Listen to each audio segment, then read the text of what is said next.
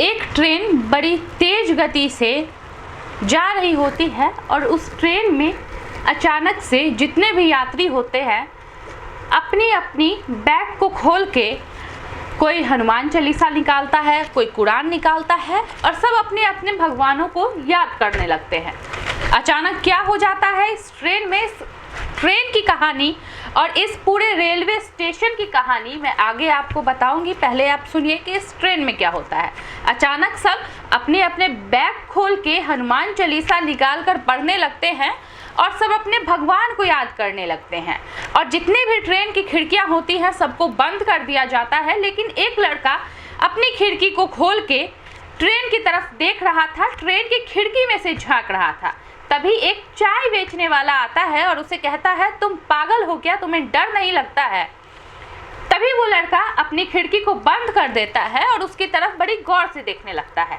आइए मैं आपको इस स्टेशन की पूरी कहानी बताती हूँ। जी हाँ, इस स्टेशन को भूतिया स्टेशन नाम दिया गया है और आज भी इस स्टेशन पे भूत रहते हैं, ऐसा यहाँ के लोग बताते हैं और इसको सर्टिफिकेट में भी शामिल कर दिया गया है कि ये भूतिया स्टेशन है। पूरी कहानी पहले आप जान लीजिए। उससे पहले नमस्कार, मैं हूँ हिमांशी ठाकुर और आप देख रहे हैं एचटी भारत। इस स्टेशन की पूरी कहानी मैं आपको बताती हूँ कि ये भूतिया स्टेशन कैसे बन गया। एक स्टेशन मास्टर थे जिनकी नई नई नियुक्ति हुई थी और वो अपना काम बड़े ईमानदारी के साथ करते थे और एक दिन काम करते करते देर रात जब बीत जाती है, स्टेशन पे कोई नहीं था, तब उनकी नज़र अचानक एक ट्रेन पे पड़ती है और ट्रेन के साथ एक भागती हुई लड़की आ रही थी बहुत दूर से और वो ट्रेन की गति में भाग रही थी और भागते भागते अचानक से वो गायब हो जाती है। स्टेशन मास्टर को ये बड़ा ही अटपटा लगा और वो जरा डर से गए, वो बहुत ज़्यादा डर गए और उनका शरीर गर्म होने लगा और फिर उनको थोड़ा बुखार भी हो गया और सुबह होते ही वो स्टेशन पे जितने भी लोग मौजूद थे, बाकी कर्मचारी जितने भी थे स्टेशन पे, वो सबको अपनी ये बात बताते हैं जो उनके साथ रात में बहुत बड़ी ये घटना घट गई थी। तो सब मुस्कुराने लगते हैं उनकी बातें सुन के कि भाई ऐसे कैसे हो सकता है कि कोई लड़की ट्रेन की रफ्तार में भाग रही है और अचानक गायब हो जाती है। सब मुस्कुराने लगे और सब ने उनकी बातों को टाल दिया। फिर मास्टर साहब दूसरे दिन जाते हैं, स्टेशन मास्टर, और फिर उनके साथ ऐसा ही कुछ हो जाता है। देर रात 2 बजता है और 2 बजते ही एक लड़की अब ट्रेन के ऊपर भाग रही होती है। कल वो ट्रेन के साथ भागते हुए उस लड़की को देख रहे थे और आज वही लड़की ट्रेन के ऊपर भाग रही होती है और भागते भागते अचानक से गायब हो जाती है। स्टेशन मास्टर बहुत ज़्यादा घबरा गए और सुबह होते ही उन्होंने फिर से सबको ये बात बताई। सबने फिर से उनकी बातों को टाल दिया और उनको कहा कि आपकी तबीयत अभी ज़रा ख़राब लग रही है, आप कुछ दिन घर पे जाके आराम कर लीजिए। स्टेशन मास्टर ने भी अपने उच्च पदाधिकारी को पत्र लिखा कि मुझे कुछ दिनों की छुट्टी चाहिए और वो घर को निकल लिए। घर पे जैसे ही वो जाते हैं उनकी अच्छे अस्पताल में ट्रीटमेंट कराई जाती है उनके घर वालों के द्वारा। उनकी तबीयत काफ़ी ज़्यादा ख़राब होने लगी और बीते 4-5 दिनों के बाद ही उनकी मौत हो जाती है।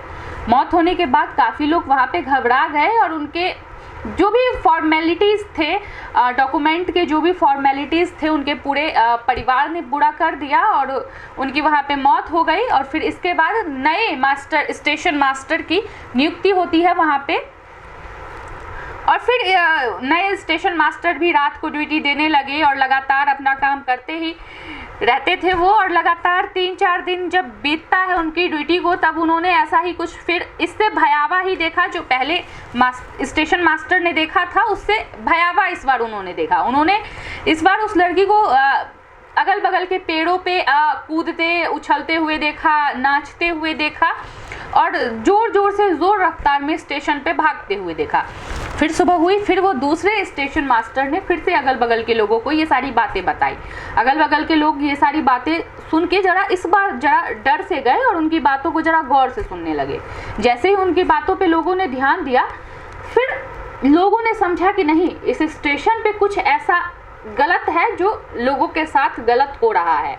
और पहले भी स्टेशन मास्टर की इसी कारण से मौत भी हो गई और फिर लोग काफ़ी ज़्यादा घबरा गए थे। तो धीरे धीरे करके लोगों ने स्टेशन खाली कर दिया और उस स्टेशन पे कोई भी नहीं रहने लगा। और वो स्टेशन मास्टर जो दूसरे स्टेशन मास्टर आए थे, उन्होंने भी ये स्टेशन छोड़ के जाने की अनुमति ली अपने उच्च पदाधिकारी से और उन्होंने बोला कि भाई कुछ भी हो जाए, मेरी नौकरी बाहर में जाए, मैं इस स्टेशन पे काम नहीं करूंगा। और वो भी अपने घर की ओर निकल लिए।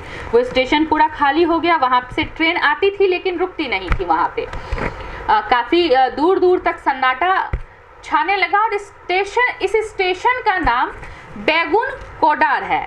इस स्टेशन का नाम बैगुन कोडार है और ये वेस्ट बंगाल में पड़ता है। वेस्ट बंगाल के छोटे से जगह में ये स्टेशन पड़ता है और इसका नाम बैगुन कोडार है, जो अभी भी काफ़ी प्रचलित है, इसलिए क्योंकि इसको भूतिया स्टेशन घोषित कर दिया गया है। आगे की बात मैं आपको बताती हूँ कि इस स्टेशन पे जब सारे लोग चले गए, कोई भी इस स्टेशन पे रुकता नहीं था, तो वहाँ के जो नज़दीकी जो एमएलए थे उन्होंने पत्र लिखा रेलवे मंत्री को और उन्होंने बोला कि आप हमारी कुछ सहायता कीजिए। तो रेलवे मंत्री, जो उस समय की रेलवे मंत्री थी वो ममता बनर्जी थी, उन्होंने इस स्टेशन को बंद करने की सलाह दी और इस स्टेशन को फिर बंद कर दिया गया।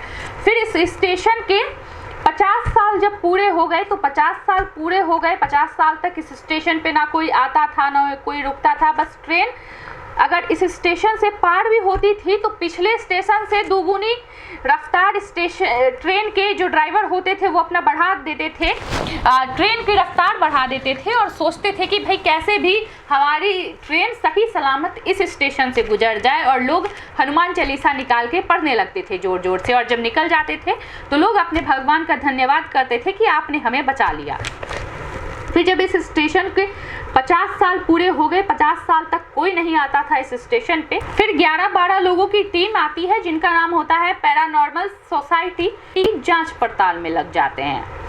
और एक इससे पहले मैं आपको एक रोचक खबर और बता देती हूँ कि इस दौरान जो इस स्टेशन के साथ हुआ, यहाँ के जो लोग थे और जो बाहर के लोग थे, जो हमारे फॉरेन कंट्री से लोग इंडिया घूमने आते थे, वो इसको एक टूरिज़्म प्लेस बना दिया था उन लोगों ने इसको। और इसको सिर्फ सुबह के 10 बजे से शाम के 5 बजे तक ही लोग यहाँ पे ठहरते थे और बोलते थे कि इससे ज़्यादा अगर आप ठहरिएगा तो आपकी जान की जिम्मेदारी आप खुद लीजिए। अगर आपको सच में भूतिया स्टेशन देखना है, अक्सर आप फिल्मों में और सीरियल्स में देखते होंगे भूतिया स्टेशन, लेकिन आपको सच में हिंदुस्तान में एक भूतिया स्टेशन देखने को मिलेगा। अगर आपको देखना है तो आप आइए और 10 से 5 के बीच में अपने आप इस स्टेशन को महसूस कर लीजिए। इसके बाद रुकिएगा तो आपकी खुद की जिम्मेदारी है, आपके जान की। आगे मैं आपको बताती हूँ कि पैरानॉर्मल सोसाइटी के लोग आते हैं और काफ़ी प्रयास करते हैं कि भाई सच्चाई क्या है ये हमें जानना है। और केटू करके एक यंत्र आता है कि हमारे अगल बगल अगर कोई भी नेगेटिव शक्ति है, जैसे कि भूत प्रेत, कोई भी आत्मा है, तो वो आत्मा को, वो जो केटू यंत्र होता है, वो गैजेट होता है, वो आत्मा के आवाज़ को या फिर उसके अगल बगल के ध्वनि को वो कैच कर लेता है और बताता है कि नहीं यहाँ पे कुछ नेगेटिव चीज़ें हैं। तो वहाँ पे वो लोग आते हैं पैरानॉर्मल सोसाइटी के लोग और काफ़ी बहस हो जाती है उनके वहाँ के गांव वालों से। वो गांव वाले उन्हें रोकने की कोशिश करते हैं कि आप यहाँ से जब जाइएगा तब हमें ये जो भी आत्मा है हमें बहुत ज़्यादा परेशान करेगी, तो कृपया करके यहाँ पे आप छेड़खानी मत कीजिए, जो जैसा चल रहा है उसे चलने दीजिए। लेकिन प्रशासन की मदद लेके वो पैरानॉर्मल सोसाइटी के लोग वहाँ पे रुकते हैं और पूरी रात रुकते हैं। पूरी रात उन्होंने स्टेशन के हर एक चप्पे चप्पे पे, जहाँ से ट्रेन आती थी, जहाँ से ट्रेन जाती थी, हर एक चप्पे चप्पे पे उन्होंने कैमरा लगा दिया था। और वो इसी फिराक में थे कि काश ऐसा कुछ हो और हमें इसकी जानकारी मिले और सच में इसको भूतिया स्टेशन नाम दिया जाए। फिर वहाँ पे एक जब रात बीतती है, 2-3 जब बीत जाते हैं, 2-3 जब बज जाते हैं, तब वहाँ पे ना कुछ अजीब सी आवाज़ें आ रही थी, जिसको उस केटू यंत्र ने कैच कर लिया और वो उनको इशारा कर रहा था कि यहाँ पे कुछ नेगेटिव है। लेकिन वो आवाज़ जहाँ से आ रही थी, वो यंत्र उन्हें जहाँ बोल रहा था जाने के लिए, वहाँ तक वो जाते हैं और बगल में एक गड्ढा दिखता है। उस गड्ढे में उन्हें एक सांप दिखता है जो काफ़ी गंभीर हालत में था और काफ़ी ज़्यादा आवाज़ें निकाल रहा था। तो वो केटू यंत्र को देख के इशारे पे जहाँ पे वो गए थे, वो सिर्फ एक सांप था। और फिर उसके बाद पूरी रात बीत गई, वहाँ पे ऐसा कुछ भी नज़र नहीं आया। और उन्होंने गांव वालों को बताया कि आपको डरने की कोई ज़रूरत नहीं है, इस स्टेशन पे ऐसा कुछ नहीं है। लेकिन फिर भी वहाँ के गांव वाले ऐसा कुछ मानने को अभी भी तैयार नहीं है। आज 2022 हो गया, फिर भी वहाँ पे कोई भी ट्रेन रुकती नहीं है, और वहाँ से अगर गुजरती है तो काफ़ी रफ्तार में गुजरती है, और भगवान का नाम लेते हुए ट्रेन ड्राइवर निकल जाते हैं वहाँ से। वहाँ पे अभी भी कोई ट्रेन रुकती नहीं है। ये वेस्ट बंगाल के बेगुन कोडार स्टेशन की कहानी है, जो सच में रेलवे सर्टिफिकेट में भी घोषित कर दिया गया है।